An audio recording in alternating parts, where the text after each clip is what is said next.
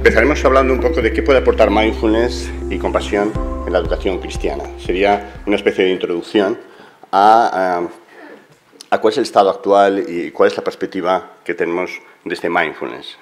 Antonio Mas y Carmen Jalón, que luego les presentaré, darán su perspectiva más desde la tradición cristiana. Para mí este es un tema crucial. Les comento a nivel personal porque siempre me ha interesado y preocupado a la vez, como me imagino que la mayoría de ustedes. Vengo de la tradición cristiana, yo estuve en un colegio religioso toda mi vida, hasta la universidad, y siempre me ha interesado cómo poder acercar mindfulness a los entornos cristianos, que luego veremos que a veces ha tenido algunas dificultades. El tema me interesó tanto que en el año 2015 hicimos un congreso exclusivamente sobre este tema, sobre mindfulness y cristianismo. Los resultados, las ponencias de las personas que participaron en el congreso dieron lugar a este libro, un libro al que tengo especial cariño, Entre la palabra y el silencio, Mindfulness y cristianismo, y también todas las ponencias se grabaron en vídeo y tienen allí el enlace, les pasaremos las diapositivas donde pueden ver todas las ponencias que hubo en ese congreso. Yo lo que les voy a hablar es sobre el tema de mindfulness y la universalidad, una reflexión sobre qué puede aportar mindfulness al cristianismo, desde luego desde mi perspectiva, desde mi opinión, y alguna conclusión sobre el tema. El concepto de mindfulness lo saben de sobra, pero sería necesario retomarlo. Kabat-Zinn, el padre de mindfulness, por cierto de tradición judía, pero luego con formación budista, describe que mindfulness es el estado particular de conciencia que surge al poner la atención de forma intencional y sin juzgar en el momento presente, viviendo la experiencia momento a momento. Es una de las definiciones, hay como 30 más o menos aceptadas, en una tesis que leemos ahora en diciembre hemos repasado todos esos temas. Mindfulness sería, por un lado, un estado de la mente, que es este, tal y como define Kabat-Zinn, y también se le define como las técnicas que permiten alcanzar este estado de la mente. Tendría esa doble definición. Es un estado y las técnicas que permiten alcanzar este estado.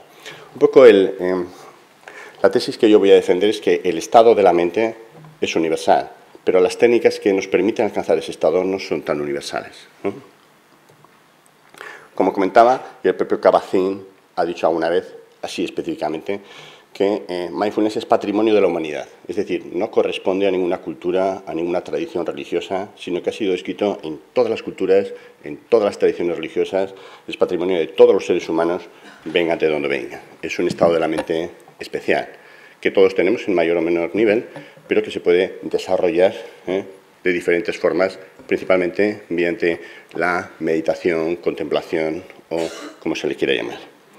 Pero les comentaba que, en mi opinión, y de alguna forma también Kabat-Zinn, cuando desarrolla mindfulness lo ve así, las técnicas que permiten ese desarrollo no han sido en todas las tradiciones manualizadas y descritas de la misma forma. Es decir, en la mayor parte de las tradiciones religiosas, los místicos, ya sean tradiciones cristianas, Santa Teresa, tenemos un gran experto aquí que es Antonio Mas, San Juan de la Cruz, en las tradiciones musulmanas, los sufíes, en tradiciones precolombinas, chamanes, etc., alcanzaban este estado, podían alcanzarlo, pero normalmente eran personas que lo hacían de forma aislada. No estaba claro o no estaba perfectamente descrito la forma en que habían alcanzado ese estado y no habían creado una escuela, no habían, lo que llamamos en psicología, manualizado la técnica, es decir, descrito y puesto perfectamente en un papel de una forma escalonada y progresiva uno supiese que podía llegar a ese estado. El único entorno donde eso estaba más o menos manualizado, y por eso Kabat-Zinn bebe de esa fuente, es en las tradiciones contemplativas orientales, principalmente en el budismo. La verdad es que este es un tema también de larga reflexión, porque a veces en Occidente podemos tener la idea de que budismo, también hinduismo, es de alguna forma equivalente a meditación, pero tampoco es exactamente así. Lo que dicen los estudios es que hasta el siglo XIX, finales, la práctica meditativa en la tradición budista era una excepción, era una minoría reducida solamente a ciertas élites monacales, pero la mayor parte de la población no practicaba la meditación de forma estándar. Fue a finales del siglo XIX cuando hay un movimiento, sobre todo en Birmania, Tailandia, etcétera, donde la meditación se extiende a toda la población secular, no solamente a la población monástica, y a partir de ahí, en el siglo XX, llega a Occidente y se identifica de alguna forma meditación con budismo, pero insisto, esto no fue así siempre, de hecho tradicionalmente no había sido así. Entonces, hay unas tradiciones donde esta forma, mecanismo para llegar a mindfulness está manualizado, está descrito, puede seguirse, incluso hay unas etapas claramente definidas. En las tradiciones budistas se habla de 10 pasos en el desarrollo de mindfulness. También las moradas sería un ejemplo, yo creo que luego hablaremos de eso, ¿no? Pero digamos que está mucho más descrito. Esa sería quizás la única diferencia. Entonces, las barreras para la implantación de mindfulness que hemos visto en entornos cristianos es que, aunque mindfulness es una disciplina laica en la que cada quien eliminó cualquier tipo de reminiscencia religiosa o cultural, se le sigue asociando con ese toque budista, ¿no? Mindfulness tiene una intensa evidencia científica, es una de las áreas de neurociencias donde más se está investigando, pero sigue teniendo esa pátina para el público general también de orientalismo. Y esto ha dificultado su desarrollo en todos los entornos religiosos, no solamente en el cristiano, sino, por supuesto, en el musulmán o en otros, judío, etcétera, etcétera. Como dice nuestro amigo, a quien admiro y aprecio mucho, Ausias Cebolla, la meditación surge en un contexto religioso, pero por sí misma no es una actividad estrictamente religiosa ni espiritual, sino un vehículo para conseguir determinados estados, tanto psicológicos como espirituales. Porque mindfulness se describe que podría utilizarse con 3 fines principales. Un fin terapéutico, ¿no? Por ejemplo, para el tratamiento de ansiedad, depresión, etc. Un fin de aumentar el bienestar psicológico en personas sanas, aumentar aspectos como ecuanimidad, felicidad, bienestar, sentido de la vida, etc. Y un tercer nivel que las tradiciones contemplativas lo utilizan para alcanzar estados contemplativos especiales. Tendría esa triple función.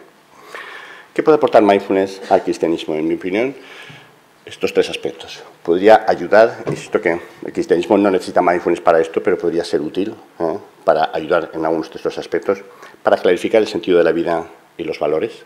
Segundo, para crear los fundamentos del bienestar psicológico, que es la base sobre la que pueden desarrollarse otras experiencias especiales, místicas, como les queríamos llamar. Y, en tercer lugar, para facilitar esa experiencia mística. Brevemente les comentaré cada uno de ellos. El concepto de sentido de la vida, tal y como está descrito aquí, felicidad hedónica, felicidad eudaimónica, es un tema antiguo ya, viene desde Aristóteles, y actualmente tanto la psicología positiva como las terapias de tercera generación, entre las que se encuentra mindfulness, sobre todo aceptación y compromiso, han incluido este aspecto dentro de su doctrina, digamos. Se habla de que hay una felicidad hedónica, todos la conocemos bien, que consiste o está basada en la idea de que la felicidad la obtendremos con algo que está fuera de nosotros. Objetos, dinero, lo que se puede conseguir por el dinero, fama, etcétera, etcétera. Con esa idea tan estructurada de que la felicidad está fuera de nosotros, el presente pasa a ser un momento de lucha donde uno tiene que conseguir ese objeto y por eso estamos siempre mirando al pasado para ver lo que hemos conseguido y al futuro para ver lo que nos queda por conseguir. Cualquier felicidad de este tipo, hedónica, es de corta duración, porque va ligada a un objeto y siempre existe el riesgo de perderla y además hay un proceso de saturación, nos cansa. Yo creo que todos tenemos experiencia amplia en esto. Yo cuando era joven pensaba, cuando acabe la carrera seré feliz, acabas la carrera, eso te dura 3 meses, 4 meses, y dices, no, cuando tengas un trabajo, tienes un trabajo, te produce cierta sensación de felicidad, 3, 6 meses, y dices, no, cuando ese trabajo sea más estable, mejor remunerado, etcétera, tienes ese trabajo más estable, te dura la felicidad otros 3, 6 meses, y estamos buscando en un proceso continuo. Yo creo que todos conocemos lo que es eso, el ir buscando continuamente algo que nos haga feliz. La otra perspectiva sería la felicidad eudaimónica, es decir, la idea de que la felicidad no está fuera de nosotros, sino que está dentro, es consustancial al ser humano. Lo único que tiene que hacer es conectar con nosotros, con ese sentido de la vida, con esa sensación de que hay algo superior a nosotros mismos, que es lo que da sentido. Esta felicidad es vitalicia porque no va ligada a un objeto, no se agota y no satura. Es decir, no llega un momento en que, por ejemplo, el dinero, la fama, etcétera, acaban cansándonos. No ocurre con esta felicidad eudaimónica. Ambos tipos de felicidades no serían estrictamente incompatibles, podrían ser complementarias, pero lo que habría que tener claro, y en este momento nuestra sociedad occidental no lo tiene, es que la felicidad hedónica no permite una felicidad sostenible. El concepto de valores va ligado también al sentido de la vida, y aquí quiero retomar a Viktor Frankl. Él venía a decir, y la logoterapia propone una visión del mundo, digamos, estructurada en dos cuadrantes. De forma sencilla, podríamos hablar de éxito frente a fracaso, y nos referimos a éxito en la vida, lo cual puede identificarse con bienestar económico, fama o con lo que ustedes quieran, y fracaso como todo lo contrario. Pero junto a ese eje, de forma independiente pero asociado, estaría el del sentido frente al sinsentido. Es decir, esto tiene sentido para mí, encaja dentro de mis valores, de mi visión del mundo, o no encaja. Y ven que estos valores, insisto, son absolutamente independientes. Quiere decir, uno puede tener un gran éxito económico, social, etcétera, y sin embargo ve que todo eso es un absurdo, es un sinsentido. Esto lo vemos con frecuencia en nuestras famosas estrellas de música, de fútbol, etcétera, y suele haber una tendencia hacia la depresión, hacia el consumo de sustancias o incluso hacia el suicidio. Por el contrario, uno puede no tener éxito en la vida, las cosas le van mal desde una perspectiva más material, a nivel laboral, quizás a nivel económico, con enfermedades, etcétera, pero eso hace sentido para uno mismo, es decir, lo encaja, lo puede interpretar de una forma que sea valioso, que tenga sentido, y puede vivir eso con una sensación de no bienestar, pero sí de mucha mayor aceptación. Ven que son dos temas absolutamente independientes. Por supuesto, uno puede ir bien en la vida y además tener sentido, o no irle bien y que lo viva como un sinsentido. Pero estos son dos ejes independientes. De alguna manera, el resumen sería que en la vida habría dos tipos de sabores que uno podríamos tener. El sabor del éxito en la vida, todos lo conocemos, pero hay otro sabor distinto, que es el del sentido y el sinsentido, que, insisto, son independientes y complementarios. El segundo punto que quería comentarles es que mindfulness podría ayudar a estos aspectos de bienestar psicológico en las religiones. Yo soy un entusiasta del análisis psicológico de las religiones. Los estudios dicen que las personas con creencias espirituales o religiosas tienen mejor salud mental que quienes no lo tienen. Y claro, ha habido análisis intentando identificar cuáles son las razones, cuáles son los elementos que facilitan esa mejor salud psicológica. Y los estudios lo que vienen a decir es que son estos cuatro elementos, estos cuatro aspectos, que los que nos dedicamos a psicología o a la psiquiatría nos interesa mucho porque, imagínense, para las personas que no tienen creencias religiosas o espirituales, lo interesante que sería poder desarrollar estos aspectos aunque no se esté en un contexto de creencia. Los cuatro puntos son los siguientes. El primero es que las tradiciones espirituales permiten generar heurísticos que den sentido al mundo. Nosotros vivimos en un mundo caótico, no me refiero al de la sociedad actual, al mundo en el que vive el ser humano. Es decir, existe el sufrimiento, existe el mal, si se quiere decir en un sentido amplio. ¿Y cuál es el sentido de todo eso? Si uno tiene unas creencias espirituales, el sentido del sufrimiento está mucho más claro, pero si no lo tiene, es mucho más complejo y esto es una gran parte del sufrimiento que se produce en este momento. Yo algunas veces cuento una experiencia personal. Mi abuela tuvo 9 hijos, 4 de ellos murieron, 5 sobrevivieron, uno de ellos mi padre, obviamente, si no, no estaría aquí. 4 hijos muertos. En este momento, la psicología lo que piensa es que el mayor sufrimiento que puede tener el ser humano es la muerte de un hijo. Y yo me acuerdo cuando tenía 10 años o 15, le pregunté a mi abuela, abuela, ¿cómo pudiste sobrevivir a eso? 4 hijos muertos. Mi abuela despachó el tema rápidamente, no porque ella fuese especial, sino porque toda su generación lo hacía igual, diciendo, hijo mío, fue voluntad de Dios, muy agradecida de que me dejase 5 hijos de los 9. Y siguiente tema. De si hay heurísticos que dan sentido al mundo, el sufrimiento se puede llevar perfectamente. El problema es que en el momento actual no tenemos un contexto psicológico que pueda dar sentido al sufrimiento. Y se piensa que esta es una de las razones del aumento del malestar psicológico en nuestra cultura. El segundo tema sería las figuras de apego estable. El concepto de apego, de vínculo, en psicología viene a definir la relación que establecemos en los primeros años de vida con nuestros padres o sustitutos paternos, ¿no? Ese vínculo es muy importante porque la mayor parte de las tradiciones psicológicas vienen a decir que la manera que tenemos de relacionarnos con nuestros padres es la misma que vamos a utilizar inconscientemente para relacionarnos con el resto. Pero si ese vínculo en esos primeros años de vida no se ha establecido suficientemente fuerte, la relación que vamos a tener con el resto de las personas tampoco va a ser suficientemente satisfactoria de confianza, ¿eh? Fíjense en este aspecto, ¿eh? Este aspecto no es un tema menor, ¿eh? Porque algunos estudios, de nuevo sobre psicología de las religiones, cuando analizan la visión que tenemos los seres humanos sobre la divinidad, ¿eh? Por ejemplo, si Dios es más persecutorio o más amoroso, la correlación principal que tiene este hecho no es, por ejemplo, con las creencias religiosas, etcétera, sino con el vínculo.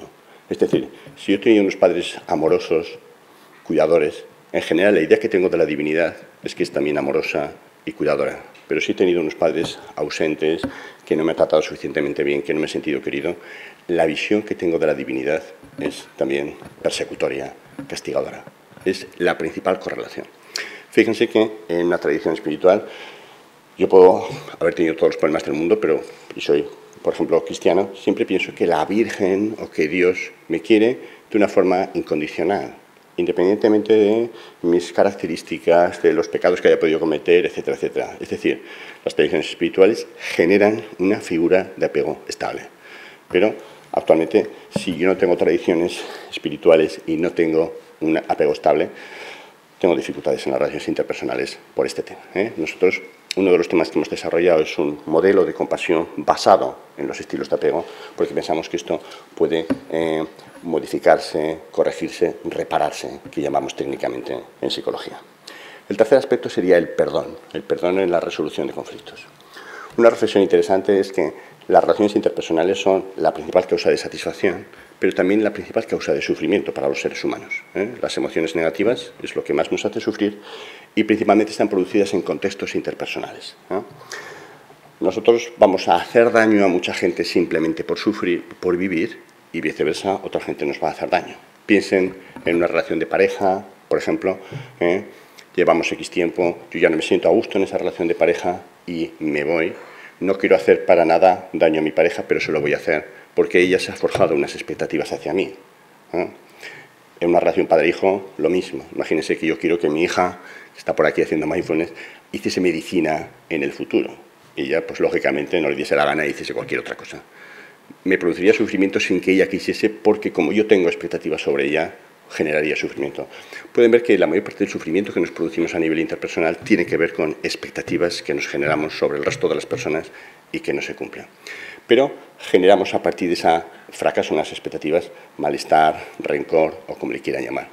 El perdón es la forma más sana de gestionar eso, ¿no? Porque el rencor, dicen los psicólogos, los filósofos, que es veneno que uno echa para matar al otro, pero lo echa en nuestra propia copa y solo bebe uno, ¿eh?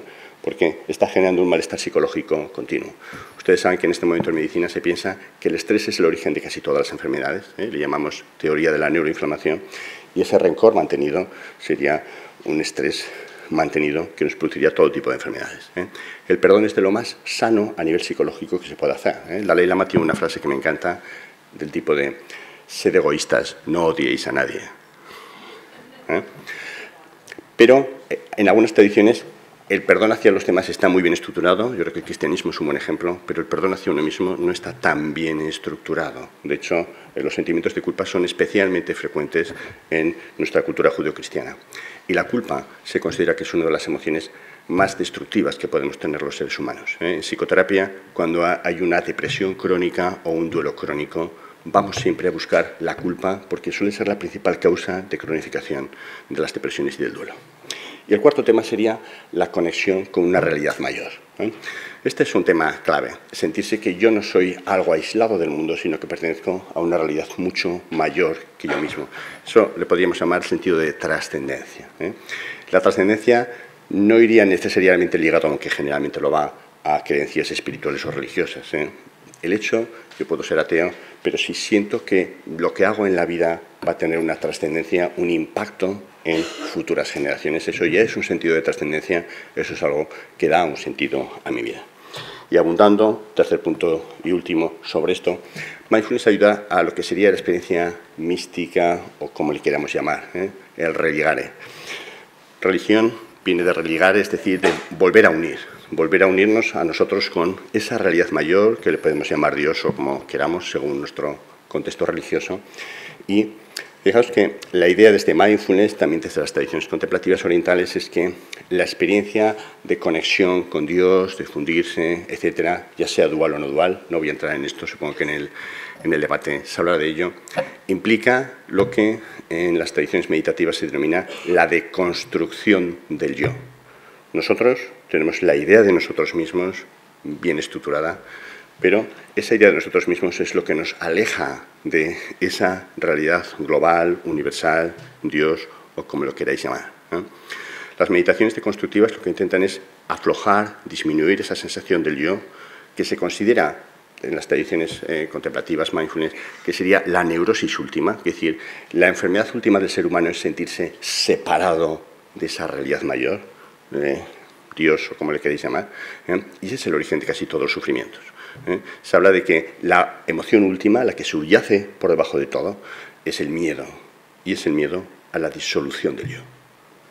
Les invito a que reflexionen sobre esto, daría para un taller amplio, pero todas las emociones en última instancia es miedo, y es miedo a la pérdida del yo, que es la muerte, el miedo a la disolución del yo. ¿Qué pasará conmigo, con Javier García Campayo? ¿Dónde se irá? Miedo a la disolución del yo.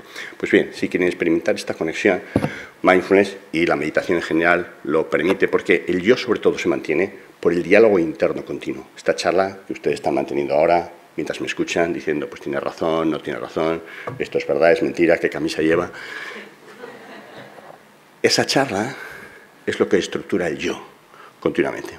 Esto hay bases neurobiológicas potentes, yo no voy a hablar de esto porque nos extenderíamos, pero cuando la mente no tiene una actividad concreta, ven que está siempre pensando, pero no piensa sobre cualquier cosa, piensa sobre mi familia, mis amigos, mis problemas, mi economía, mi lo que sea, yo, mi.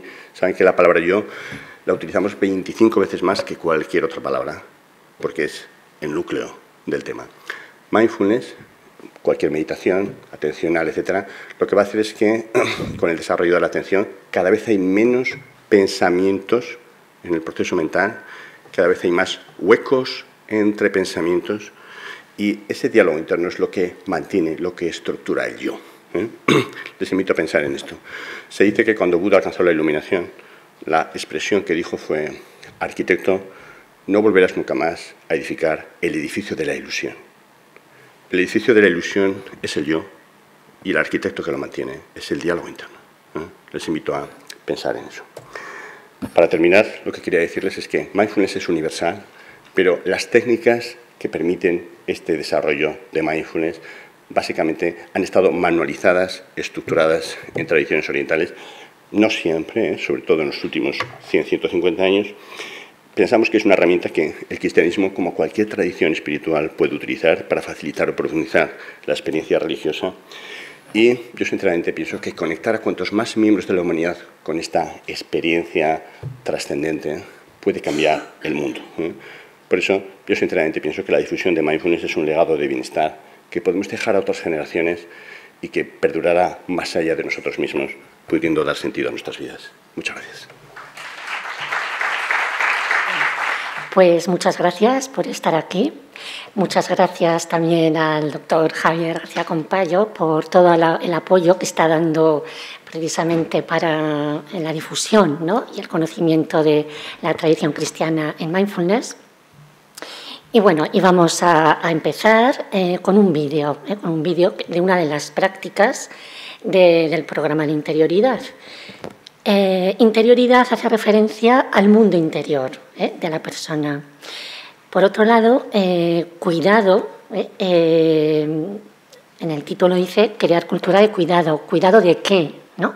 Pues cuidado de nosotros mismos, cuidado de los demás, cuidado de las cosas materiales, de la naturaleza, de la casa común, el planeta Tierra. Y aquí faltaría, lo que pasa es que pues no tenía que ser tan extenso el título, cuidado amoroso, ¿vale? Entonces, el objetivo general de este programa de interioridad que ahora presento, porque no está mi compañera que se ha puesto enferma, el objetivo general es cultivar el mundo interior para crear cultura de cuidado amoroso, de uno mismo, de los demás y de la naturaleza, desde la escuela.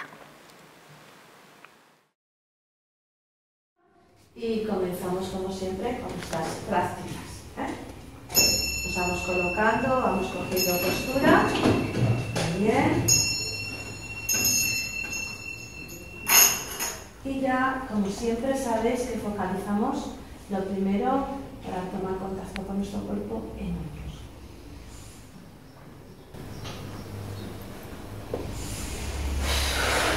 Segunda. Tercera. La segunda parte que vosotros habéis ido observando, que escuchar este sonido que sale tranquiliza, reposa y alguno nos ha llegado a decir también nos conecta. A mí también me pasa lo mismo. Cogemos aire y focalizamos en el aire que sale.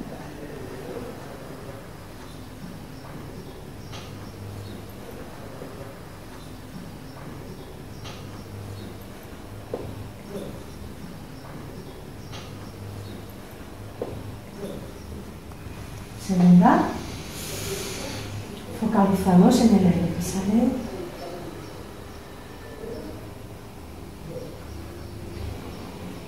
Tercera, focalizamos en el aire, escuchamos el sonido, sentimos, notamos. Y ya lentamente cerramos ojos. Recordamos que los pies tienen que estar en el suelo. No nos despistamos. Conectamos con nuestro cuerpo, quinta hora. Estamos cansados tal vez. Igual nos duele un poquito la espalda. ¿Cómo está nuestro cuerpo? Podemos mandar esa respiración cuidadosa a la parte del cuerpo que nos duele. El cuello, la espalda.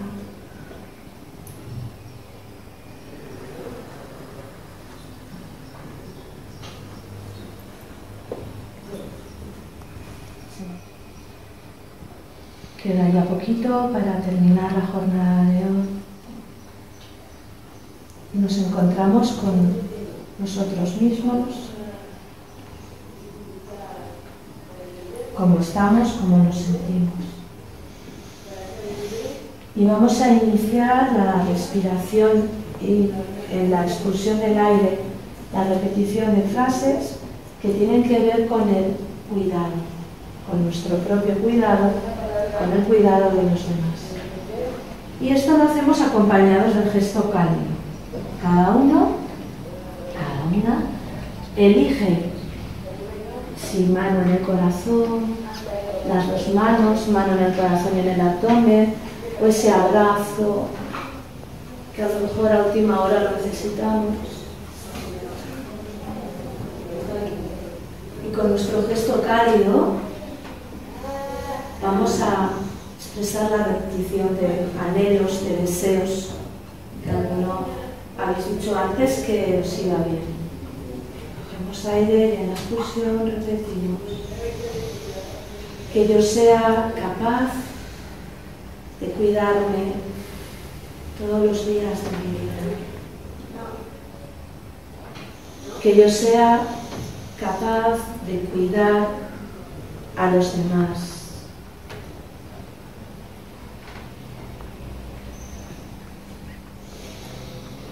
Que yo sea feliz.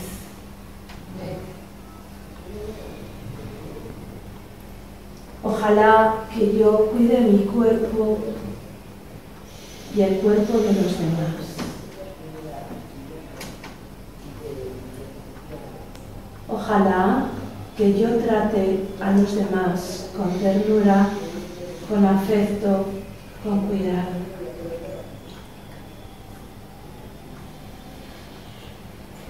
Ojalá yo sea capaz de cuidar el mundo, las plantas, la naturaleza, los animales, las cosas.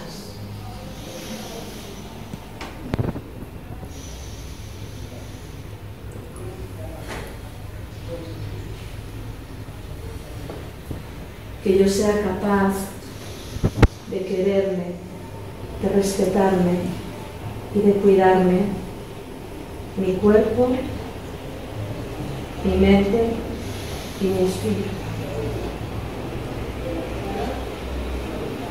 Hacemos una respiración o dos más profundas.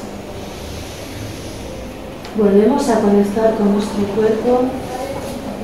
Deshacemos lentamente, muy lentamente, el gesto cálido, deslizando las manos por nuestro cuerpo, también como señal de ternura. Una inspiración profunda más. Abrimos los ojos. Esto así, en estas alturas ya no está tanto sentado.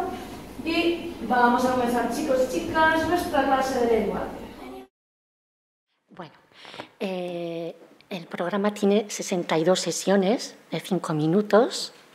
Esta es una de ellas, de forma que se pueden dar desde todas las áreas y normalmente al principio de la clase. La interioridad también hace referencia no solamente al mundo interior, a las diferentes dimensiones de la persona, sino también a aquel que como creyentes pues creemos que nos habita, como luego hablará Antonio sobre Santa Teresa de Jesús, que ya decía pues que no estábamos vacíos, que no estábamos huecos, ¿no? Que alguien nos espera. Bien, todos conocemos la grave crisis ecológica que estamos atravesando en estos momentos y el Papa Francisco ha hecho un llamamiento continuo a buscar soluciones. Para tales fines escribió la encíclica Laudato Si, y entre otras propuestas que hace es la de crear una cultura de cuidado que impregne toda la sociedad.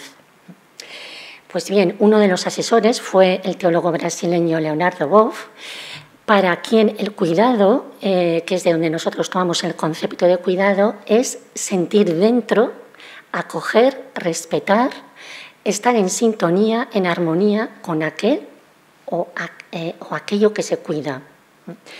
Para Leonardo Boff, la crisis actual no solamente es una crisis ecológica, sino también social, y propone un nuevo paradigma para cambiar, para superar esta crisis. El instrumento básico que propone es el cuidado. ¿Por qué? Porque en el cuidado, de esta forma que él propone, las relaciones se irían transformando poco a poco y pasarían de ser de superioridad a relaciones de igualdad, pasarían a ser relaciones de dominación, de imposición, a ser relaciones centradas en el valor por sí mismo de las cosas o de las personas, donde habría una interacción, un diálogo, una convivencia amorosa.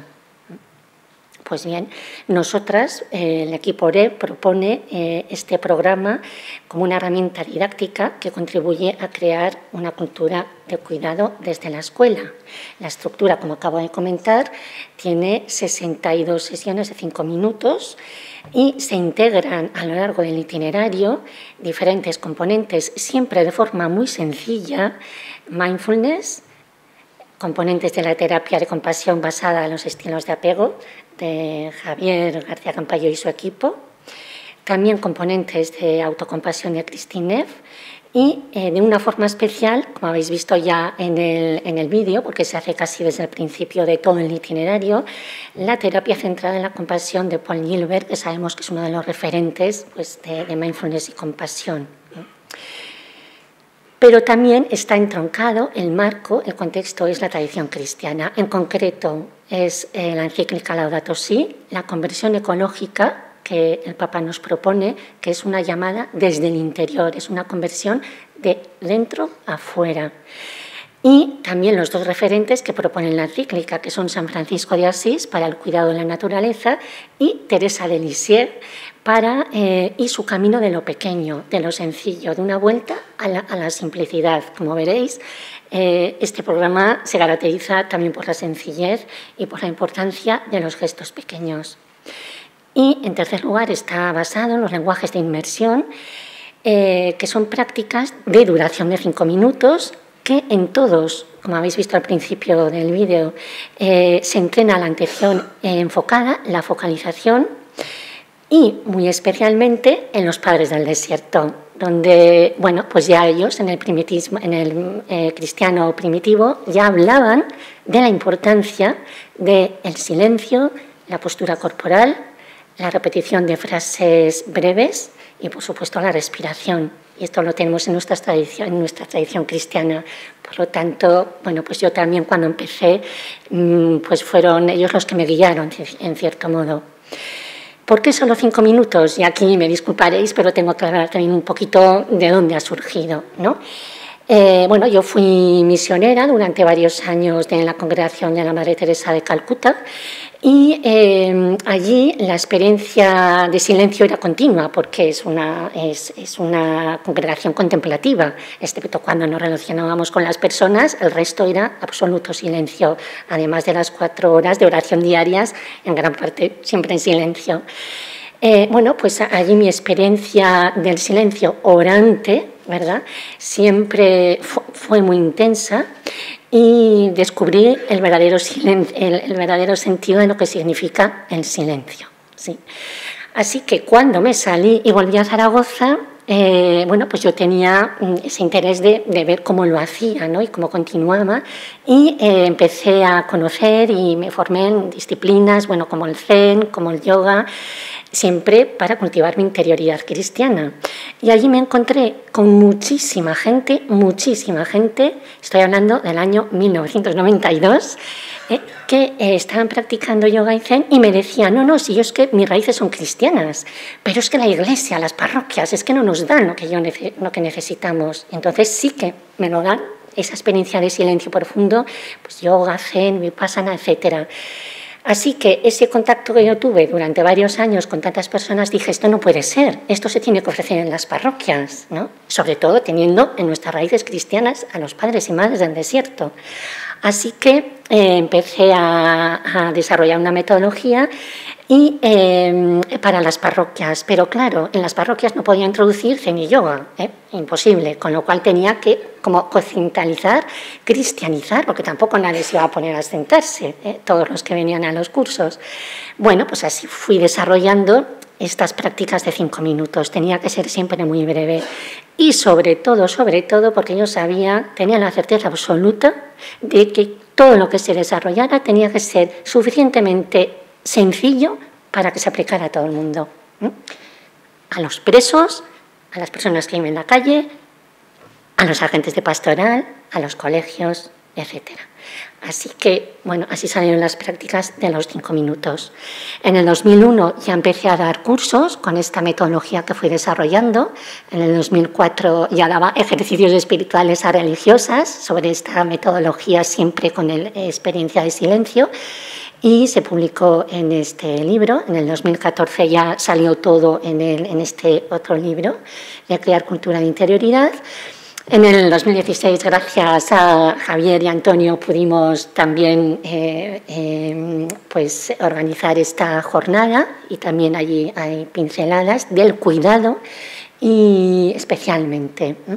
Y ya en el 2017, los lenguajes de inmersión, estas prácticas integradas con mindfulness y con compasión, salen en este libro que está editado por la Universidad Internacional de la Mística de Ávila, está en el primer capítulo y el programa entero se recoge pues, en el libro que todos conocéis. He tenido la inmensa suerte de tener personalmente a unos 5.000 chavales pues de secundaria y de bachillerato y ciclos formativos también en convivencias de interioridad, una mañana, de un día, de 2 días, especialmente, aunque iba por toda España, pero especialmente en la Casa de Ejercicios de Espiritualidad, ¿no?, de San Ignacio, la Cueva de Manresa. Así que allí, mientras iba probando todas estas prácticas de silencio, porque mi interés siempre era que que la gente tanto en los cursos como en este caso, luego se llevaran pequeñas herramientas para continuar, porque yo sabía que si no, pues no iba a servir de nada, casi, ¿no? Tenían que luego los tutores continuar. Pero, claro, yo no sabía si funcionaban con los adolescentes, con los jóvenes, y les hacía siempre unas preguntas para que me las respondieran de forma anónima. Pues, ¿qué has sentido? ¿No? Si te ha gustado, ¿por qué? Etcétera. Y así con todos los cursos que iban viniendo, pues yo siempre iba probando, mejorando, cambiando, para conseguir esas prácticas que fueran de 5 minutos y potentes, porque tenían que crear experiencias verdaderas de paz, de tranquilidad, porque sabemos que los jóvenes eso es lo que están buscando, con lo cual de algún modo eso les tenía que proporcionar. Lo mismo con las docenas, se puede decir, de claustros, de infantil, primaria y secundaria y bachillerato a los que iba. Pues también hacía el mismo procedimiento. El programa de interioridad tiene unos materiales complementarios que son las sesiones de interioridad, donde se trabajan, son materiales que se pueden descargar libremente. Trabajamos la inteligencia emocional, por ejemplo, y también tenemos otros materiales, el equipo OREP, con temas, contenidos relacionados directamente con el cuidado de la casa común, y que están en clave de interioridad porque apelan al interior de la persona. Son de consumo responsable, cambio climático y sociedad de la información, y además que están recomendados por la UNESCO. Tuve la inmensa suerte de que en junio de este año, bueno, pues este proyecto educativo se entregó al Papa. Yo estaba allí porque yo era la que se lo iba a entregar, pero 2 días antes, estando en Roma, bueno, pues surgió un imprevisto y yo no pude hacerlo, pero bueno, lo hizo mi compañera Agustina. Queríamos pues transmitirle el que se estaba haciendo un proyecto educativo basado en Laudato Si. Además, ha sido María Victoria Pérez Ara, quien del equipo OREB, quien ha llevado todo esto al aula.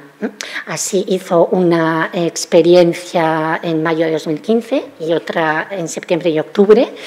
Y realmente fueron tan buenos los resultados que nos animaron en el TFM, en el trabajo fin de máster, a hacer un estudio de orientación en estos 4 centros educativos, con 257 alumnos y 9 educadores, y queríamos medir la eficacia del programa en la variable de cuidado del cuerpo y cuidado en el sentido de trato amoroso frente a los juicios, cuando uno se sentía limitado, etcétera, etcétera. Aunque solo hubo un grupo control, tuvimos 9 grupos experimentales y hubo diferencias estadísticamente significativas en la variable de autocuidado en todos los grupos, como podéis ver. Y en el grupo control era de cuarto y efectivamente, como veis, fue en el grupo control en el único pues, que no se experimentó esa mejoría. El programa de intervención fue de 2 meses y con 2 sesiones diarias de 5 minutos. En total no llegó a 2 horas y, sin embargo, pues ya pues se vio que había una mejoría en el cuidado amoroso de uno mismo. Veis que casi siempre, porque desde el principio hacemos el gesto compasivo, pues,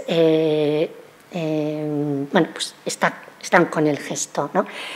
De nuevo, los buenos resultados nos animaron a hacer una investigación con Javier García Campayo y su equipo, siendo la responsable Marta Modrego, en el Colegio San Agustín de Zaragoza, en el que participaron 8 educadores y 153 alumnos de primaria, secundaria y bachillerato. Y desde aquí darle las gracias de nuevo a Javier, a su equipo, a Marta Modrego y a todos los educadores y alumnos de los diferentes colegios, que sé que estáis aquí algunos.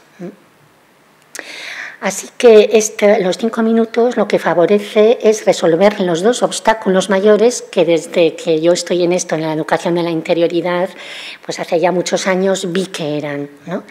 Por un lado, la falta de tiempo del profesor, que lo necesita para su programación, íntegro, y no le puedes dar otras cosas porque empezará con entusiasmo, pero luego al final acabará por dejarlo de forma obligada, y sabemos que es clave la actitud del profesor. Y por otro lado, que no le sobrecarga, sino que le ayuda, porque ya sabemos todos los beneficios de mindfulness respecto a la tarea educativa, y ellos mismos lo comprobaban desde el principio.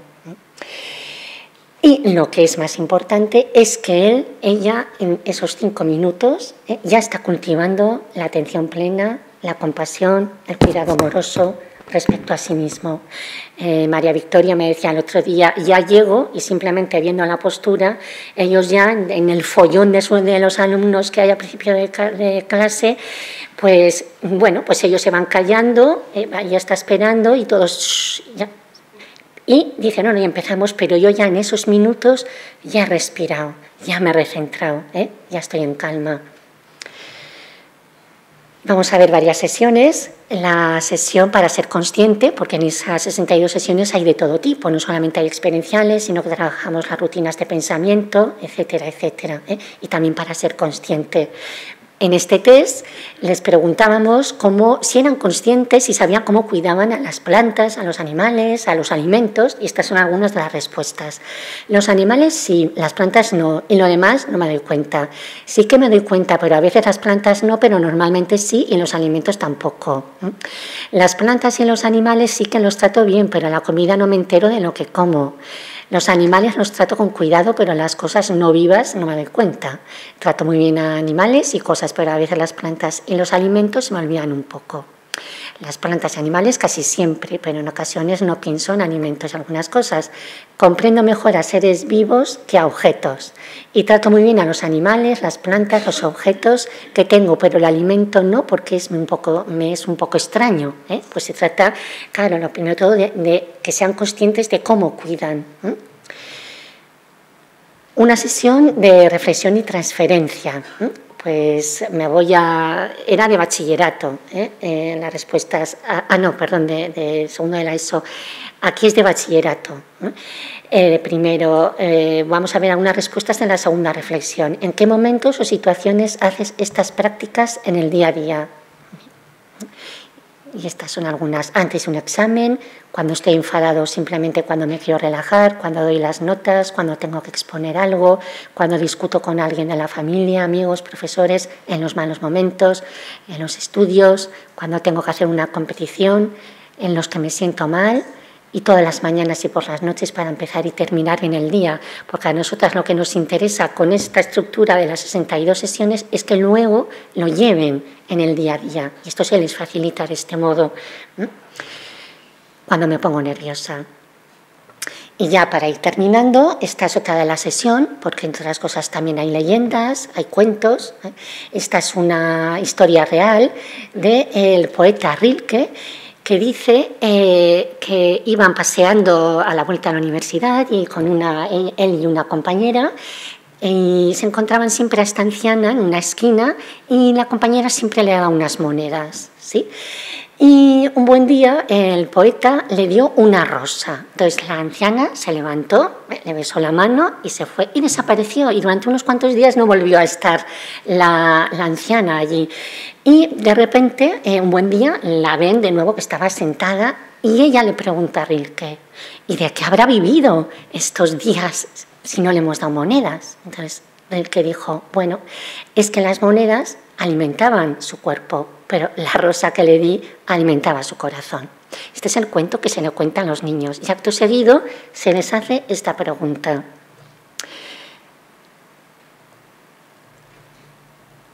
¿Alguna vez te has sentido que alimentaba en tu corazón como a la anciana de la rosa? Y vamos a ver, en sexto de primaria dice, tenían que pensar, cuando estaba con gripe y mis padres me cuidaban y me decían que me querían. Sí, mi tío me alimentó el corazón cuando estaba solo en casa y me vino a hacer compañía. Sí, cuando una vez hice algo mal, pero mi madre en vez de enfadarse me ha animado. Cuando estoy malo y me regalan una sonrisa mis padres o familiares. Un día saqué una mala nota, muy mala nota en un examen y mi madre me abrazó. Y en primero de bachillerato algunas son, Cuando recibo WhatsApps felicitando el cumpleaños de gente con la que no hablo desde hace mucho, con un pedazo de sonrisa, nunca. Cuando vuelve mi hermano del colegio y me responde con una sonrisa. Días en los que estás de mala gana y alguien te recuerda lo mucho que te quiere. Cualquier momento en el que alguien inusual me pregunta cómo estoy y se interesa por mí. Todas estas preguntas, que tenemos las de toda la clase, ellos luego las ven, porque el profesor al día siguiente, cuando toca la sesión, las leen. Y el impacto que tienen ellos, ver con qué sencillez, sobre todo en sexto de primaria, viendo las respuestas de primero de bachillerato de los mayores, cómo alimentaban su corazón, pues bueno, pues había un silencio. Y esto sí que ya es el final. Alentar, queremos crear una cultura de cuidado en la clase. ¿Cómo? Pues María Victoria un día me explicaba, mira, lo que me pasó ayer. Una de las alumnas empezó a llorar, estaba atravesando una etapa muy difícil, era en clase de lengua y literatura, y empezó a llorar, pero con hipo, con gemidos, ¿no? Y estaban corrigiendo un ejercicio de lengua por parejas. Y ella, sabiendo que iba a haber alguien que lo iba a hacer, dijo, ¿alguien quiere abrazar a vuestra compañera, a la compañera que estaba llorando?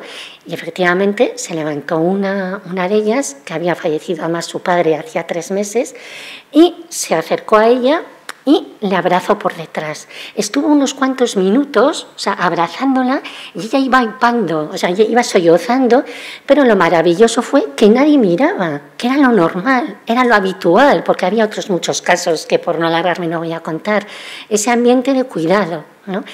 Hasta ella se estuvo inclinada hasta que la niña empezó a calmarse, y cuando ya dejó de llorar y estar tranquila, se levantó, fue a su sitio, se encontró el ejercicio corregido, pero es que nadie miraba porque era natural. Pues eso es crear cultura de cuidado en el aula. Pues muchas gracias.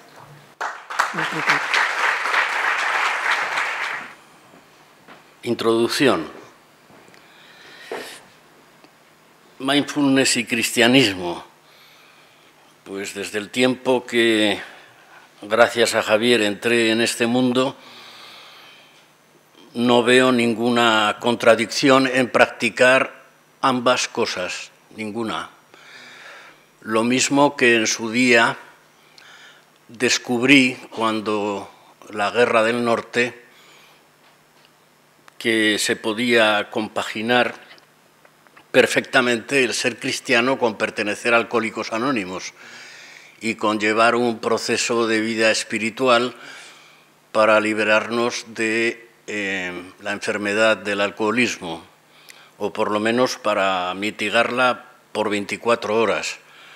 Pues del mismo modo, mi impresión general, porque prefiero casi dialogar a dedicar mucho tiempo a explicaros el relato que voy a hacer, que va a ser muy sencillo, porque lo voy a intentar hacer de la forma más sencilla, no veo en esta pequeña introducción ningún inconveniente en practicar ambos, y estoy completamente de acuerdo con lo que dice Moltó, que fue uno de los que estuvieron en las jornadas de Mindfulness y Cristianismo, que ya os han anunciado y ya empezamos a parecernos a Lelutier.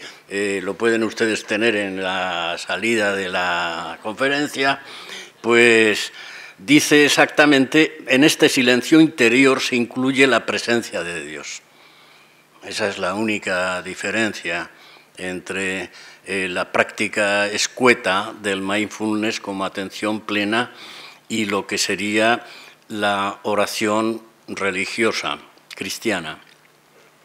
Actualmente el cristianismo aplica esta práctica para aprender a permanecer en el presente, pero en ese silencio interior se incluye la presencia de Dios.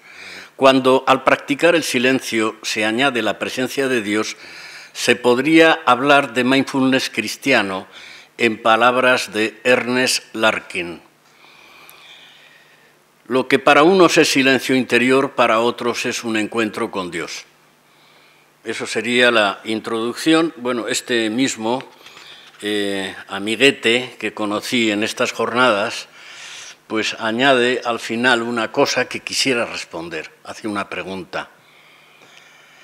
Para terminar, me gustaría plantear dos preguntas. Cuando de forma coloquial queremos referirnos a la esencia de lo individual, se suele expresar como en lo profundo de uno mismo, lo no consciente. Toda la escuela de Jung pretende que la mística sea sacar al consciente lo que está inconsciente. Y para referirnos a la espiritualidad se emplean términos como lo elevado en las alturas. Y entonces Molto se hace una pregunta que yo voy a intentar responder desde Santa Teresa de Jesús. ¿Y si la puerta para llegar a las alturas estuviera en la profundidad a la cual hay que descender? ¿Existe un lugar en el que las profundidades y las alturas se encuentran? Pues ese es el reto que me he propuesto contestar. Y antes de explicarles este relato, que va a ser lo más sencillo que pueda, decirles también que comulgo mucho con este autor, no que comulgue, o sea, que el lenguaje que utiliza, la forma de presentar el mindfulness es muy parecido al que utilizan los místicos cristianos españoles del siglo XVI. Se llama Daniel Siegel, Mindfulness y psicoterapia, técnicas prácticas de atención plena para psicoterapeutas.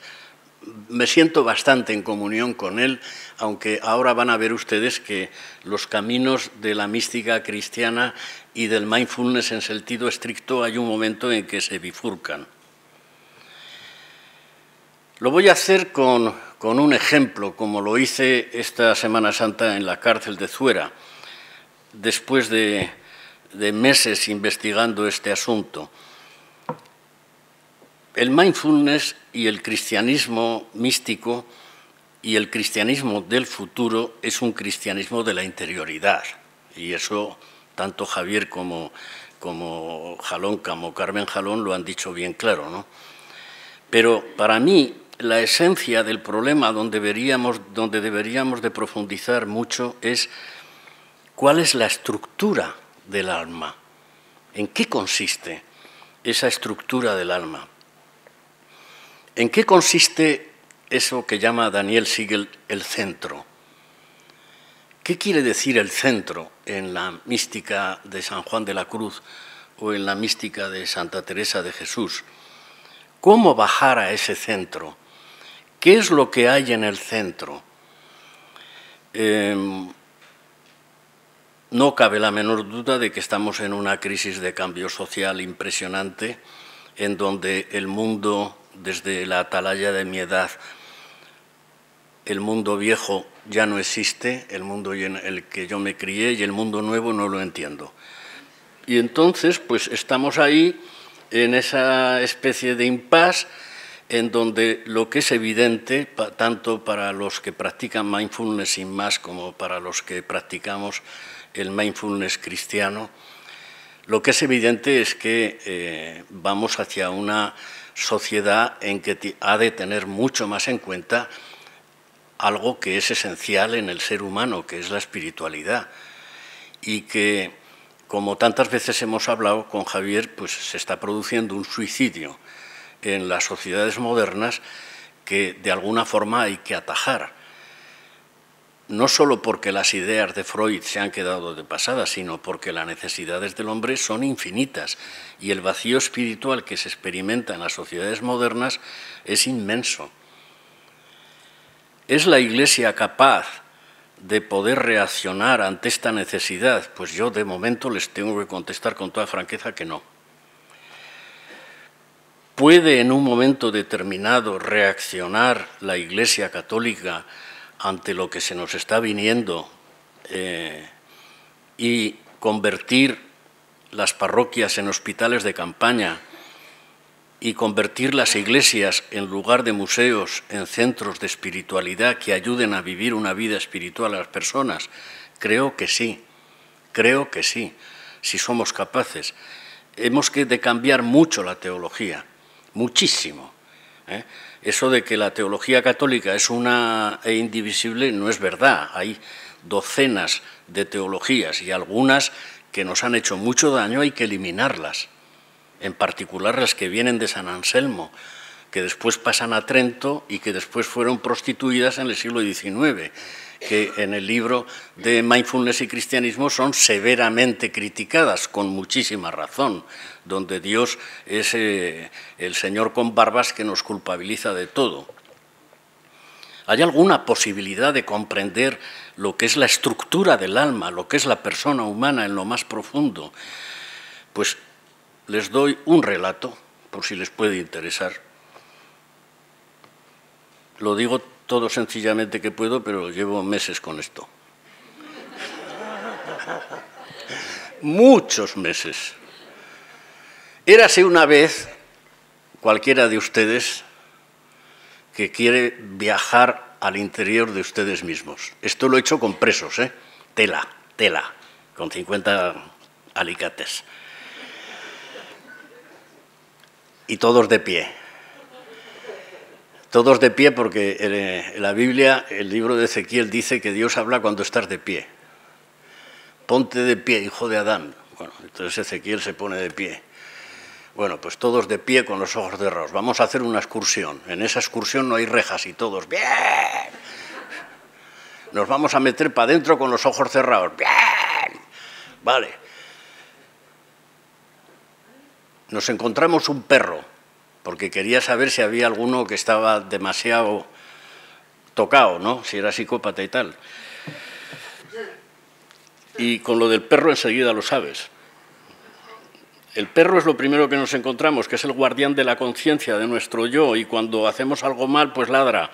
Os ladra el perro y todos, ¡guau, guau, guau, guau! Bueno, a mí no me ladra el perro. Digo, ya tengo alguna que está con el palomar muy mal. Y me dice, no, que es que yo tenía un perrico, pero lo sacrifiqué. Digo, pero el perro te ladra. Y dice, bueno, guau, guau, guau. Claro, les ladra el perro. Pues, Señor, gracias, porque estamos todos bastante bien, no estamos todos muy mal. Darle un mimo al perro y dejarlo en paz. Pues no vamos a estar toda la vida culpabilizándonos. Vamos a bajar más adentro, a lo profundo. Esto es Santa Teresa, aunque lo diga así, ¿eh? Pues hay un centro. ¿Dónde está? Sitúalo donde quieras. Ella unas veces dice que es el corazón, otras veces dice que es la cabeza, otras veces dice que el centro del alma está detrás de la cabeza, otras veces lo ve aquí. Bueno, total, no sabemos dónde está, qué lugar ocupa en mi corporeidad, pero hay un centro. Y ese centro contiene dos cajitas, así tal cual. En la mística se le llama relicario, se le llama de muchísimas maneras. Yo prefiero llamarlo cajita, porque es lo más sencillo. O un joyero. Tenemos dos joyeros que forman en el centro, que es lo más profundo de nosotros mismos. En una cajita, las dos cajitas están juntas, pero no es lo mismo. En una cajita está el misterio de Dios, que es amor. O llámelo usted como quiera. El sentido de mi vida, el amor de mi vida, lo que me hace hoy vivir, lo que sea. En ese, para un cristiano es Dios. Está el misterio de Dios. Esa cajita está siempre abierta. Siempre, aunque yo no me dé cuenta, aunque no sea consciente, aunque nunca me haya atrevido a entrar en mí mismo. Ahí está el misterio de Dios, una cajita que está abierta y, primera diferencia con la teología clásica, los místicos son avanzados, por eso nunca han estado bien vistos, nunca se va. Ya puede usted hacer lo que quiera. Oiga, que es que mataba a 5. Bueno, pues una mala noche la tiene cualquiera. Pero Dios no se va de ahí. Dios no se va. Es una presencia ontológica. Si usted, claro, pues claro, como me decía uno, ¿no? En Zuera, que es que mis hijos no vienen a verme, me decía llorando. Yo no sé, algo habrá pasado, claro, porque nunca les preguntas por qué están allí. Algo habrá pasado. Y dices que maté a su madre. Claro, joder, macho, es que te pasaste un poco. ¿Cómo van a venirte a ver los chicos? ¿Cómo van a venir a verte si es que has matado a su mamá? Y dice, pues, pero no le traicionaré. Bueno, Dios no se va nunca. Dios está siempre ahí. Lo más que puede pasar es que si te has alejado muchísimo de Él, la cajita se cierre, pero la cierras tú. Dios no la cierra nunca. Esa cajita está siempre abierta y está dispuesta a amar. Por tanto, para buscar a Dios no hay que hacer más que entrar en el centro. Ese centro, que tiene esas dos cajitas que he dicho, esto es de los padres del desierto, lo solemos rodear de vallas. Por ejemplo, me enamoré por primera vez en mi adolescencia y me salió mal. ¡Pum! Pongo una barrera, cuidado con las tías, etcétera, etcétera. ¿Vale? ¿Cómo estás? Tuve un fracaso laboral de lo que sea. ¡Pum! Otra barrera. Y vamos rodeando el centro de pequeñas barreras, de pequeños inconvenientes que ponemos para llegar al centro. Los enfermos de SIDA nos han enseñado perfectamente, los miles que hemos enterrado, en mi caso cientos, nos han enseñado que cuando uno sabe que no se come los turrones, las barreras se caen solas. Esas barreras que nos impiden entrar en lo profundo de nuestra vida, que no es solo nuestro yo, vuelvo a repetir, porque son dos joyeros, no uno, que esas barreras caen. Y cuando bajas con ellos a ese centro, porque otra de las cosas que nos han enseñado es que cuando sabes que te vas a morir con fecha fija, porque yo sé que me voy a morir, pero no tengo fecha fija, entonces lo dejo pasar, porque no sé cuándo va a ser. Pero un enfermo de SIDA sí que sabe que no se come el turrón. E inmediatamente lo que quiere es bajar al centro, sin que tú le digas nada, ni le hayas explicado nada. Quiere bajar al centro, quiere bajar a lo profundo. Las barreras se diluyen inmediatamente, porque no hay tiempo que perder, porque me estoy muriendo. Bajas al centro. La cajita de Dios está ahí siempre. Pero lo primero que hacen cuando bajan es a la cajita del yo, porque son dos cajitas que están juntas pero no revueltas. La cajita del yo y la cajita de Dios, o del misterio de la vida, llámalo como quieras. En esa cajita del yo, fijaros bien, esto me lo han enseñado los enfermos de SIDA, cuando ellos saben que van a morir y bajan desde la increencia, la mayoría desde la increencia, pero con un gran afán de encontrarse a Dios, pero nunca han pensado en que estaban habitados por alguien. Lo primero que hacen al bajar aquí, esto es una cosa que a mí me extrañaba muchísimo al principio y que ahora lo acepto, lo apruebo y desde Santa Teresa se bendice. No es bajar a la zona oscura, porque todos ellos manejaban ametralladora, pistola, o sea, eran especialistas, en uno en joyería, el otro en bolsos de mujer, en otro en recetas de medicina, eran especialistas en todo. Pero podrías tener la impresión de que al bajar aquí encontraban lo primero, toda esa culpa que llevaban. Pues no, lo que entraban era en esa zona preciosa del yo. En su infancia, en los cariños que recibieron de papá, de mamá, de la abuela, en muchos casos de las abuelas. En esta zona, en el yo, que está junto a la cajita de Dios, hay dos partes, ¿no? La zona oscura, que es la zona misteriosa de mis limitaciones, de mis defectos, de mis pecados, y la zona preciosa. Entonces, la mística de Santa Teresa, a diferencia de la teología de San Anselmo, que tanto nos ha influido, no por San Anselmo, que era un buen hombre, pero en un libro que escribió que se llamaba Cur Deus Homo, porque Dios se hizo hombre, pues después se malinterpretó en el siglo XIX y eso ha sido un desastre, porque nos han educado en una religiosidad, por lo menos a mi generación, de la culpabilidad. de la culpabilidad. Bueno, pues Santa Teresa lo primero que hace es, esto lo deja, esta zona oscura la deja para el capítulo 2 de la primera morada, porque lo primero es descubrir la belleza del ser humano, es decir, aumentar la autoestima. De modo que solo vas a poder enfrentarte a tu zona oscura cuando hayas asegurado bien y aumentado considerablemente el cariño a ti mismo, porque es ama al prójimo como a ti mismo. Si no te quieres, no puedes querer a nadie. Eso es lo primero.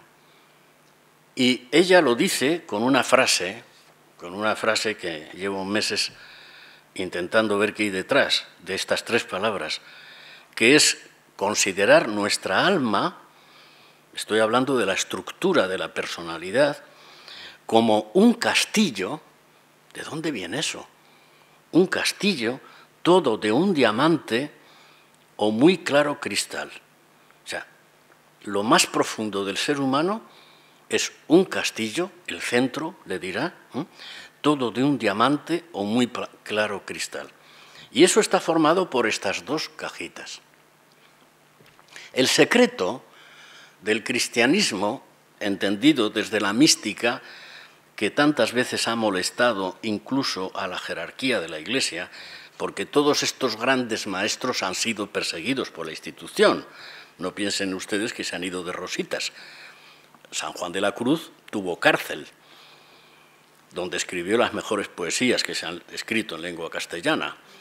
Teresa de Jesús estuvo juzgada, pero no llegó a juicio, pero estuvo denunciada a la Inquisición en varias ocasiones.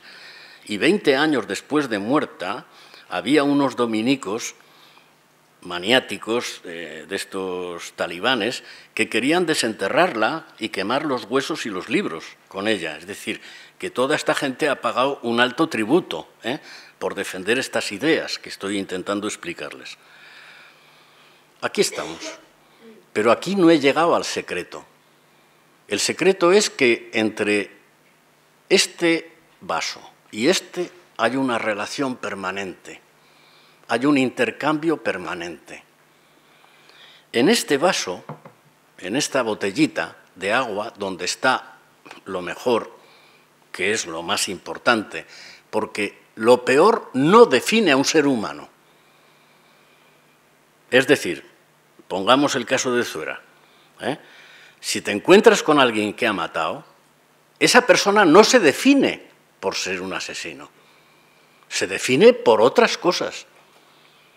El asesinato es un accidente, premeditado o no, que cometió, pero eso no define a la persona. La esencia de la persona no es esa zona oscura que tiene. La esencia de la persona es otra cosa, muchísimo más importante, y es que es hijo de Dios, en la tradición cristiana mística. Es hijo de Dios, o dicho con otras palabras todavía más cercanas al teresianismo, es escultura, es pintura de Jesucristo. Cada persona humana es una pintura, una escultura llena de dignidad. Por eso cuando a los presos les dices, se puede resucitar, sois hijos de Dios, pues cuando les dices, bueno, lo digo con todas las palabras porque es así de bruto, ¿no? Porque en la cárcel no puedes irte con delicadezas. No sois una mierda. Eso, cuando lo están escuchando 50 tíos y tías que están allí porque han cometido delitos y, por supuesto, delitos que han perjudicado a otros con gravedad, pues se crea un silencio sepulcral, porque sí que se consideran una mierda. Sois hijos de Dios. Es mucho más importante lo bueno que tenéis que lo que hayáis podido hacer y que os ha traído aquí. Y se puede cambiar y se puede resucitar. Entonces abres la puerta a la esperanza.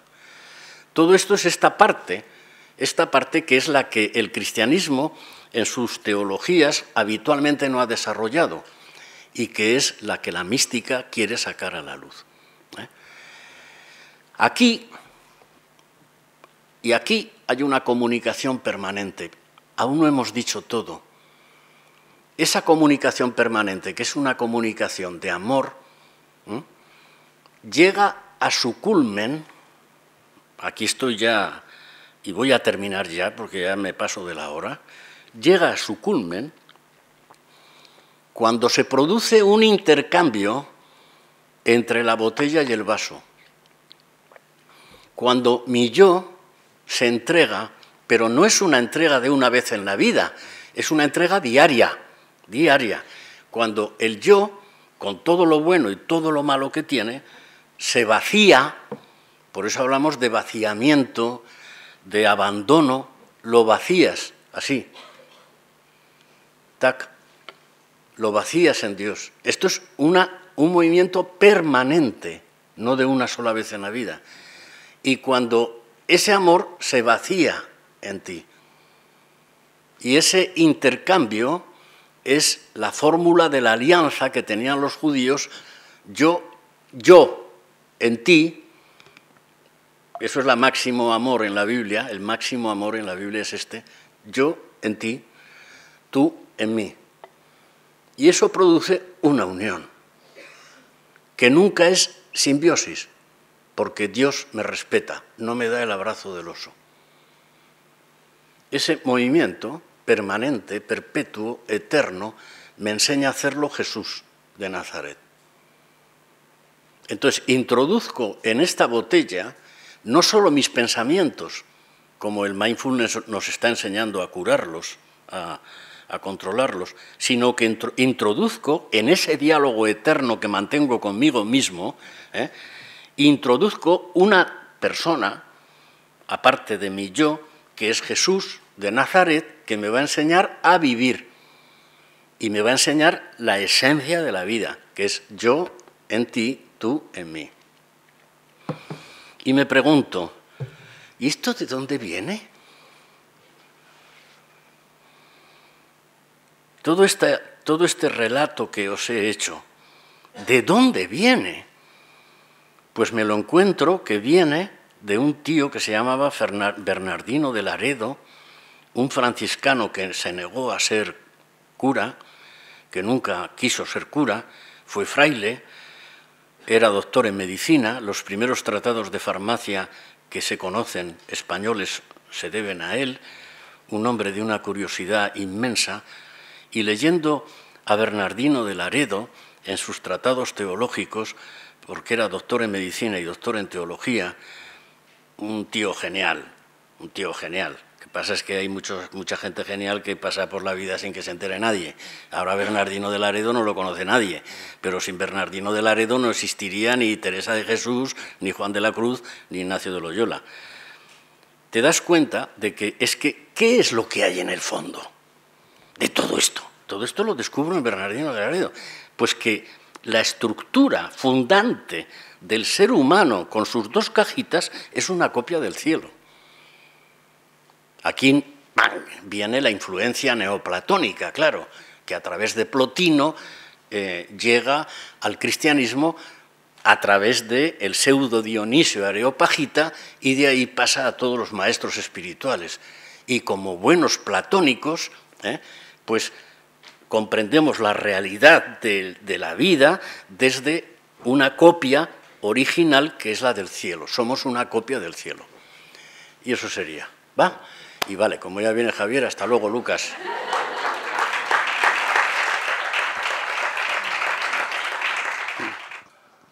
Me ha gustado mucho la explicación, pero no la entiendo. Usted, para Antonio Mas, ¿usted vive el cielo en la tierra? Lo pretendo, sí. En muchos momentos, sí. En muchos momentos. Sí. Vale, pues... incluso en situaciones trágicas. Me preguntas por mi experiencia. Sí. Hombre, yo lo intento, claro. Sí, sí, claro. ¿Por qué me preguntas eso? Porque me gustaría yo también poder hacerlo, pero pues, siempre oigo que se intenta, pero nunca oigo que se consigue. Aparte de que los que lo consigan de verdad no te lo dirán. Ah. No. Porque es que hay cosas mucho más íntimas y de las cosas más íntimas de la vida es esto. Los que realmente llegan del todo, que son los santos, habitualmente no lo dicen, no se dan cuenta siquiera. Esto es una experiencia que exige un itinerario, o sea, que exige un proceso como el mindfulness. Si lo practicas una vez, no sirve. Tienes que practicarlo a diario, ¿no? A diario leer la palabra de Dios y, bueno, ¿lo pasas mal? Sí, muchísimo, muchísimo. La vida es también dolor. ¿Te ayuda la fe a superar ese dolor o a llevarlo con máxima tranquilidad? Sin duda. Hay momentos de gran disfrute interior, no te quepa la menor duda. Y además mucha gente. Y te voy a decir otra cosa. Habitualmente los que más dentro de sí llegan es la gente más sencilla. Gracias. ¿Más preguntas? Yo creo que hay una expresión de San Pablo: vivo yo, mas ya no soy yo quien vive, es Cristo quien vive en mí. Ya está. Eso yo no logro compaginarlo con lo que usted dice. Pues esto es lo mismo. No, bueno, no soy yo, no soy yo, es Cristo quien vive en mí. No habla de dos, habla de uno. Pero bueno, déjeme decirle otra cosa que puedes seguir explicando. El reino de los cielos está dentro de vosotros. ¿Lo podemos experimentar para que se sienta aquella en el cielo estando aquí? Sí. Quiero introducir otra frase de San Pablo.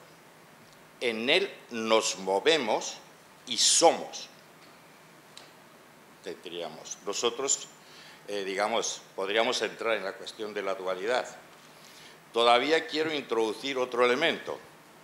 Cuando nosotros hablamos de la hora, ¿verdad? Este ahora no es el del tiempo, ni mucho menos. Es una hora que está fuera del tiempo, porque el tiempo que usamos habitualmente es cronológico. Lo movemos con el reloj. Pero ese tiempo, Willy Gisgacher dice, está incrustado en la eternidad. Nosotros estamos hechos de eternidad. Entonces, ese tiempo, digamos, es un poco in illo tempore, en el tiempo sin tiempo. Quiere decir que nosotros también estamos hechos de eternidad. Y ya que he mencionado a los místicos, ahí está San Juan de la Cruz, que está con Dios y le dice, mira, si no me encuentras en mí, búscame en ti. O sea que ya está ahí. De ahí que yo creo que hay una unidad que es algo más que todo eso y que es, Dios ya está dentro de nosotros.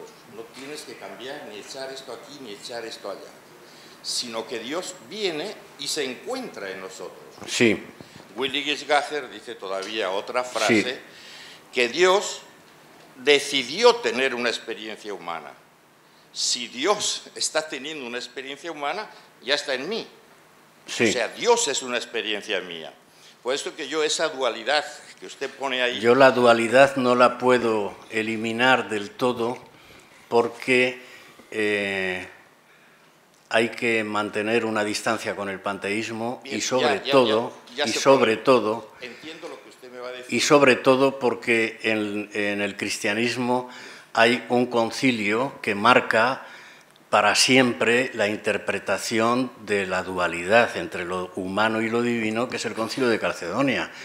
Y el Concilio de Calcedonia define que Cristo es una persona con una doble naturaleza humana y divina, sin mezcla, ni confusión, ni separación. De modo que estas nuevas interpretaciones no dualistas, a mí me parece bien, pero pero no tanto, no me parecen bien. No quiero... O sea, no me parecen bien. O sea, Dejamos este debate y pasamos a otra lo pregunta. humano es una cosa y lo divino es otra. Hay más personas que quieren participar. Por eso yo prefiero ¿Vale? hablar de dos vasos. Lo Sí. humano es una cosa y lo divino es Yo otra. creo que el tema dualismo no dualismo en el cristianismo daría para otro taller. forma- Entonces vamos a dejar turno a otras personas que también tienen derecho a preguntar. ¿Te parece, amigo? Quería completar dos cosas. Desde esa atención ecuánime, sin juicio, sin prejuicio, más bien me gusta decir, y desde esa paz que todos dentro de distintas culturas tenemos de alguna manera. Buda empezó hace 2500 años, Cristo continuó hace 2000, los antiguos socráticos con conócete a ti mismo, estamos todos en el camino. Es un lujo realmente. Y bueno, me ha venido, como decía Santa Teresa de Ávila, la loca de la casa, esa desidentificación con esa mente rumiativa. Ella ya estuvo trabajando con ello y exponiéndolo bien claro. Y me gustaría a lo mejor extrapolar y hacer esa aceptación radical que se realiza en la terapia de aceptación y compromiso. Esa aceptación radical es esa confianza plena en la vida y para los cristianos es confianza en Dios, pero está en todos, llamémoslo Dios, llamemos naturaleza, cómo hay que cuidar esa madre tierra, como comentabas Carmen, y a nosotros, esa casa, pero realmente es esa aceptación radical a lo que hay, nos guste o no, es lo que hay y trabajar con ello. Y por último me ha encantado, Carmen, también esa incorporación de la práctica de los 5 minutos, porque es necesario hacer protocolos de poco tiempo, económicamente no es viable hacer más tiempo, pero también es real que las personas terminan dejando de lado esa práctica.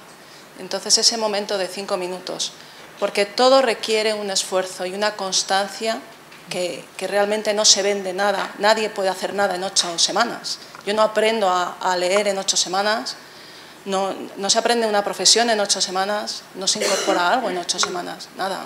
Solo destruir. Destruir se hace en un instante, pero construir requiere una constancia.